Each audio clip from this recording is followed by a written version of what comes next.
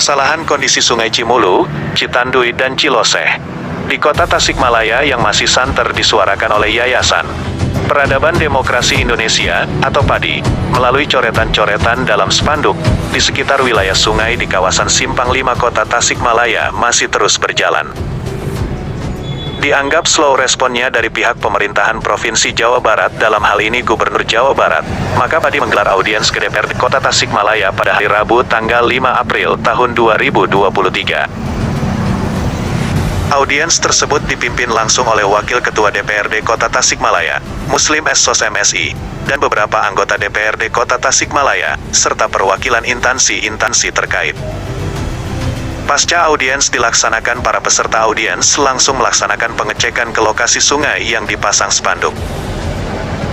Muslim selaku Wakil Ketua DPRD Kota Tasikmalaya di saat melakukan peninjauan ke lokasi membenarkan adanya bangunan-bangunan warga yang memang menghabiskan bangunannya ke sempadan sungai. Muslim pun berharap ke depan warga bisa mematuhi peraturan yang berlaku terkait apa hal yang tersebut. Diizinkan dalam IMB, jangan melanggar gitu kan.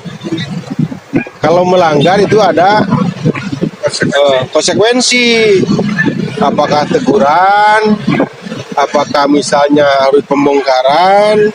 Kalau fatal mungkin ada pembongkaran. Kalau melihat dari existing yang ada hari ini, lama sebenarnya, penyakit yang udah lama gitu kan, hampir di sepadan sungai itu dibangun gitu kan, dibangun oleh yang punyanya gitu kan. Jadi ke depan jangan lagi gitu kan seharusnya, karena tiap tahun muncul permasalahan gitu kan. Kalau membangun tolonglah perhatikan, harus diperhatikan sesuai dengan IMB gitu kan, dengan IMB. mungkin ada opsi lain, lahan-lahan pribadi dibeli pemerintah supaya tidak terganggu sepadan sungainya, mungkin seperti itu. Kira-kira Kalau misalnya sepadan dibeli harus berapa ratus kilometer yang dibeli oleh pemerintah. Memang itu harus masyarakat harus taat, harus sadar bahwa peraturan pemerintah hidup di Indonesia ini ada aturan, nggak bisa semaunya gitu kan. Walaupun tanah pribadi ini nggak boleh, takut membahayakan masyarakat, efeknya ke masyarakat lain. Itu kan ya harus menyadari lah, harus menyadari. Kalau misalnya ke pinggir nggak bisa ke atas lah, tinggal tinggikan aja ke atas gitu kan, sesuai dengan peraturan yang ada. Secara aturan yang dikeluarkan oleh pemerintah itu sudah sesuai dengan ketentuan yang ada. Sudah sesuai. Cuma ya begitulah. Ada yang nakal, ada yang tidak. Punya anggapan bahwa sepadan itu tanah sendiri gitu.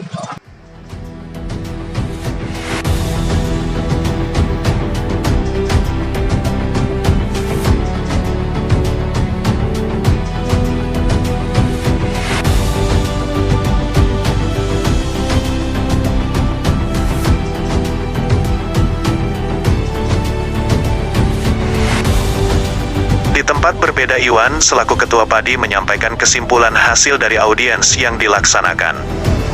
Demikian Alex MNP TV melaporkan. Kesimpulan dari audiens ini dihadiri sama BPS Banjar, Citanduy, PUPR Kota Tasik yang datang hanya kasihnya doang, terus BPN Kota, BPPT tidak ada. Nah, dari kesimpulan tadi yang didiskusikan ini semakin nampak bahwa muara masalah Cimulu Ciloseh ini semakin nampak jelas di Gubernur. Karena apa? Ketika kami minta berbagai dinas-dinas terkait, mereka tidak bisa memutuskan tentang bangunan yang ada di bantaran kali. Ya, jadi seolah-olah bahwa bangunan yang ada di bantaran kali yang dekat pintu air itu bangunan RON 88. Ini kenapa instansi di kota takut untuk bicara? Seolah-olah ada orang besar di belakang ini gitu loh kan. Nah, yang bangunan satunya ini sudah kooperatif, sudah legowo, sudah ngobrol. Ya mau memang saya salah pengakuan dia ya. Terus mau dibongkar juga gak masalah. Terus ya gimana sih, orang kooperatif lah ya. Nah cuma yang satu ini yang hadir di dewan semua takut kelihatan. Makanya ini muara saya mau nanya ke gubernur. Barangkali Pak Gubernur tahu bangunan ini yang sudah melanggar. Karena di Kota Tasik tahu bangunan ini melanggar tapi tidak berani membongkar. Itu. Yang kedua, kesimpulan kami dari hasil gerakan tadi, audiensi dengan dewan, terkait persoalan gubernur yang apatis terhadap keselamatan warga yang ada di bantaran Sungai Cimulu Ciloseh.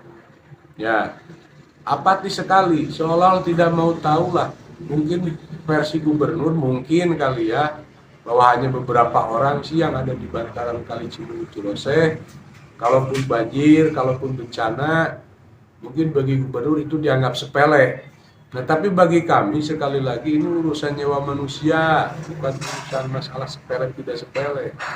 Tadi di dewan sendiri dibahas, kawan-kawan sendiri membahas. Gubernur itu hanya bisanya keliling bangun taman. Setelah dibangun taman, dia tinggalin. Kejelasan pengelolaannya tidak jelas, terus anggarannya juga tidak jelas, terbuka juga tidak. Ya tadi dibahas di dewan seperti ini. Nah, dalam waktu dekat kami harus diskusi dulu dengan kawan-kawan. Karena begini, Kota Tasik ini bangunan yang melanggar tentang aturan harim sempadan sungai di Kota Tasik ini banyak. Tadi saya bahas juga dengan Komisi 3. Kita akan melaporkan bangunan-bangunan yang jelas melanggar di pinggir-pinggir sungai, apalagi sungai yang sampai tertutup kayak Asia Plaza ya, terus kayak Cihideng, itu kan banyak. Di bawah sungai itu toko-toko berjejer, Pak. Itu Cihideng di bawahnya. Nah, dalam waktu dekat kita mau melaporkan beberapa oknum masyarakat yang memang melanggar ya. Terus yang lebih krusial lagi, kita mau melaporkan tentang warga yang resah di Kota Tasik oleh sikap gubernur. Kenapa saya selalu ngomong gubernur? Karena Kota Tasik tidak punya kewenangan tentang Sungai Cimulu sama Ciloseh, Kak. Ya, berarti kan harus ke yang lebih atas. Nah, ketika saya teriak dan teman-teman, gubernur seolah-olah cuek, lebih asik peresmian taman anu. Nah, gubernur senang kalau gitu-gituan. Tapi kalau untuk mengurus yang benar-benar penting, gubernur gak mau. Artinya gubernur gak mau capek dah. Pengennya gubernur enak, gubernur datang tinggal sambutan, tinggal wawancara, terus dia selfie ngomong, itu gubernur kerjaannya ya. Nah gitu, Kang.